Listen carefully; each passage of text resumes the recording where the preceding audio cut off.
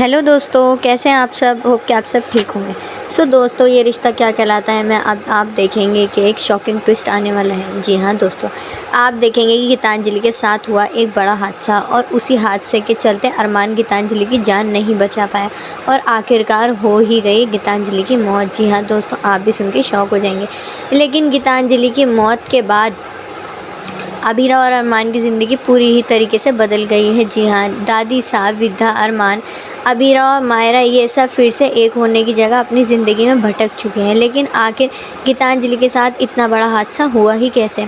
आखिर गीतांजलि की मौत के बाद अबीरा और अरमान करने क्या वाले हैं।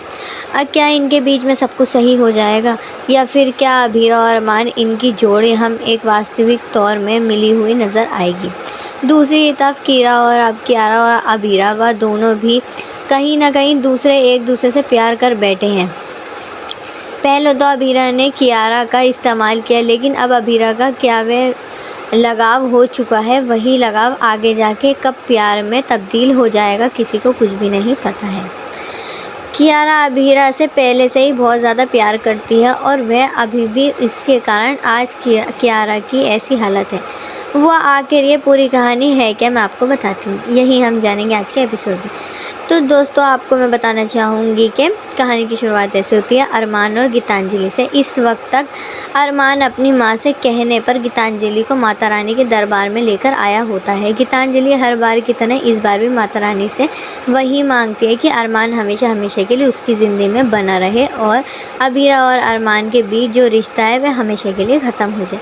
लेकिन उसी वक्त जो गीतांजलि के हाथ में डोरा होता है वह वहीं पर ही गिर जाता है और अरमान और गीतांजलि वहाँ से निकल जाते हैं। शायद माता रानी का यही संकेत है कि माता रानी गीतांजलि की इच्छा को पूर्ण नहीं करना चाहती। दूसरी तरफ हम देखते हैं कि अबीरा अपने होटल के अंदर माता रानी से प्रार्थना कर रही होती है कि गीतांजलि जो भी चाहती है ना वह सच हो जाए, मेरे कारण अरमान और उसकी ज़िंदगी में कोई भी मुसीबत ना आए। मैं जानती हूँ कि मैं अपने अरमान और गीतांजलि को मिलाया है, ज़रूर कुछ सोच ही रही होंगी मिलाने के लिए। मैं उन दोनों के ही रिश्ते के बीच में कोई हड्डी नहीं बनना चाहती क्योंकि मैं साफ दिल की लड़की हूँ। उसी वक्त वहाँ पे दादी सा आ जाती हैं। दादी सा कहती हैं कि बस लड़की हो गई, बस हो गई प्रार्थना, चले फूड कंपटीशन के लिए। अबीरा, दादी सा और मायरा ये तीनों ही फूड कंपटीशन के बस निकलने ही वाले होते हैं। वहीं अचानक बारिश शुरू हो जाती है। अबीरा इस वक्त बहुत ज़्यादा टेंशन में आ जाती है, वह किस तरीके से फूड कंपटीशन में जाएगी क्योंकि पानी तो बहुत तेज़ आ रहा है। लेकिन कुछ ही पलों के अंदर हम देखते हैं कि रिपोर्ट्स में कोई सारे लोग आ जाते हैं। ये सभी लोग पानी से बचकर रिपोर्ट्स के बाहर खड़े होते हैं। ये सब रिसोर्ट के बाहर खड़े हो जाते हैं और सोचते हैं कि अब पानी इतनी तेज़ आ गया है इसलिए हम कुछ समय के लिए यहीं पर रुक जाते हैं। ये सभी लोग अंदर आते हैं और अबीरा कहने लगती है कि क्या आपको होटल खाली है। ये अबीरा कहती है कि जी हाँ सर, बिल्कुल खाली है। वैसे भी फूड कंपटीशन के लिए हमने बहुत सारे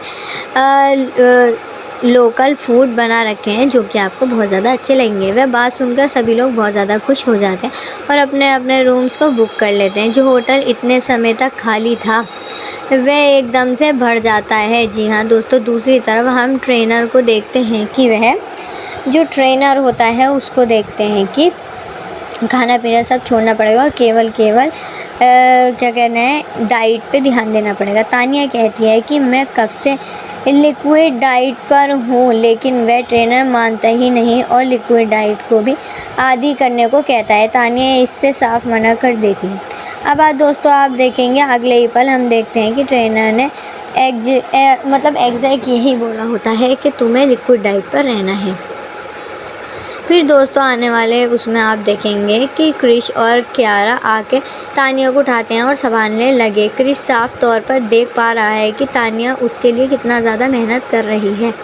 जी हाँ दोस्तों, बट आप देखेंगे कि गीतांजलि ने अरमान और अबीरा के पास आता है और कहता है कि अबीरा तुम अपने पास से तो कितने झूठ बोल लेती हो, लेकिन बस एक सच्चाई को पूरा नहीं कर सकती, उसी के बाद सब कुछ ठीक हो जाएगा। लेकिन अबीरा इनके लिए मानती नहीं है कि उस वक्त तो अबीरा की आंखों में भी आंसू आ रहे हैं। अरमान बहुत ज़्यादा उसी को ही सोच रहा है। अबीरा बहुत ज़्यादा दुखी दिखाई दे रही है, टेंशन में थी, डिप्रेशन में थी, स्ट्रेस में थी और वह यही हाल हो रहा है अरमान का भी। अरमान भी घुट घुट के अपनी ज़िंदगी जी रहा है और गीतांजलि का भी कुछ ऐसा ही हाल है। लेकिन गीतांजलि के साथ एक बड़ा हादसा होने वाला है जो कि हम आगे जाके पता लगेगा। खैर आपको ये वीडियो कैसी लगी दोस्तों मुझे बताइएगा आप कमेंट्स में। बाकी मैं आपको बताना चाहूँगी कि आने वाले ट्रैक बहुत ज़्यादा दिलचस्प होने वाले, क्योंकि धीरे धीरे कर सब कुछ ठीक हो जाएगा। अबीरा को भी वह भूल जाएगा और तुम्हें अपना लगेगा। खैर अगले ही पल हम देखते हैं कि अबीरा बहुत ज़्यादा खुश नज़र आएगी। जी हाँ दोस्तों, ये सब ट्रैक बहुत ज़्यादा मज़ेदार होने वाला है।